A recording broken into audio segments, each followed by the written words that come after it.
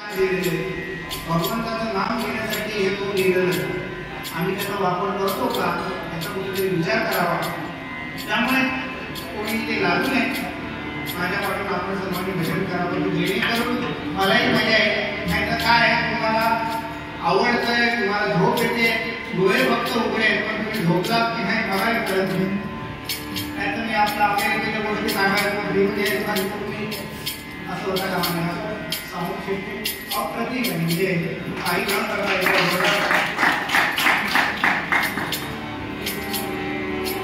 Sound system म्हणजे आपल्याला वाटत असेल की खरोखर विद्वान मंडळी असतात ही साऊंड सिस्टीम वाले. म्हणजे कारण बऱ्याच गायकांच्या नाड्या कोण काय किती पाण्यात आहे त्याला बरोबर माहीत असते. आमच्या मुंबईमध्ये एक कार्यक्रम होता, डबल बरीचा कार्यक्रम होता. त्यामध्ये बुवानी जवळपास अर्धा तास हे वाढवते कधी वाढवते. माझे मित्र होते साऊंडवाले. अर्ध्या तासानंतर ते भजन चालू झालं. मी आपल्या साऊंडवाल्यांना भेटतो, म्हटलं काय गडबड काय झाली. साऊंडवाले किती हुशार असतात मला सांगायचं आहे. साऊंडवाले माहिती काय गोळा यांचे नखरे असतात, हे वाढव. त्यांना साऊंड सिस्टीम हवी कशाला, एकमेकाची पीठा काढणाऱ्या शिव्या घालणार त्यांनी इको आणि निवड हवी. याचा अर्थ साऊंडवाले अगदी हुशार असतात, शाण्याच्या शब्दाप्रमाणे असतो. असो, आज जे आमच्या जोडीला आहे शिक्षक गुरुतुल्य, आज पहिल्यांदा माझ्या त्यांचा कार्यक्रम आहे. खरोखर आनंद आहे की आज त्यांच्यासारख्याबरोबर मला भजन करता येते. खरं सांगू का की माझं जन्मही झाला नव्हता तेव्हापासून ते भजन करतात. त्यामुळे त्यांची आणि माझी तुलना होणार नाही. त्यांचे इतकं मला छान गाता येत नाही, त्यांचे इतकं माझा अभ्यासही नाही.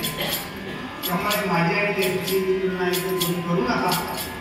एक लहान मुलाप्रमाणे भावाप्रमाणे बघा आणि काही चूक भूल झाली तर क्षमा करा. कारण बुवांचं वय 50च्या पुढे, पण परमेश्वराने गळा मात्र बुवांचा 25ला ठेवलेला. काय गंधर्व कोणी बघितले हो, स्वर्गामध्ये गंधर्व आहे असं म्हणतात, कोणी बघितले. पण आज साक्षात परमेश्वर बुवांच्या रूपात गात होता. अजून काय मोठा गंधर्वाचा हे असतो. आणि खरं तर आपण ज्ञानेश्वरीमध्ये असं म्हटलेलं आहे, हे समजताही श्रीवासुदेव ऐसा प्रतिरसाचा होतला भाव त्या भक्ता माझी राहत ज्ञानी आत्मची. परमेश्वर चराचरामध्ये भरलेला आहे, तो आम्हाला फक्त दिसत नाही. आणि ज्याला दिसतो त्याला ज्ञानी असं म्हणतात. संतोष शिक्षक व गात नव्हते तर त्यांच्याकडून गाणारा तो खरा परमेश्वर आहे. आणि खरोखर परमेश्वराने त्यांना उदंड आयुष्य द्यावा आणि अशी ती भजन सेवा त्यांच्याकडनं घडावी अशी आजच्या दिवशी प्रार्थना करतो आणि भजनाला सुरुवात करतो.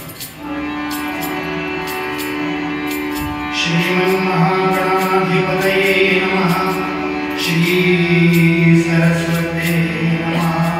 श्री गुरुभ्यो नमः. सर्वदेवेभ्यो नमः. वक्रतुंड महाकाय सूर्यकोटि समप्रभ निर्विघ्नं कुरु मे देव सर्वकार्येषु सर्वदा. गुरुर्ब्रह्मा गुरुर्विष्णु गुरुर्देवो महेश्वरा. गुरु साक्षात् परब्रह्म तस्मै श्री गुरवे नमः. ब्रह्मानन्दं परमसुखदं केवलं ज्ञानमूर्तिं द्वन्द्वातीतं गगनसदृशं तत्त्वमसादिदर्शम् एकं नित्यं विमलमचलं सर्वधी साक्षीभूतं भावातीतं त्रिगुणरहितं सद्गुरुं तं नमामि. सदा सर्वदा योगयुक्तागणा तुझे कारण देह माझा बळा. द्वेषू नको गुणवंता रघुनायका महागणेच्या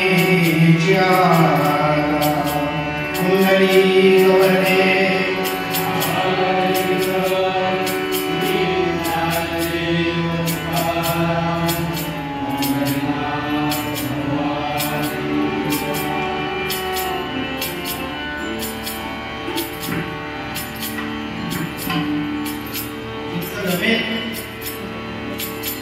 तितकं आपण माझ्या पाठवणी म्हणावं ही माफक अपेक्षा आहे.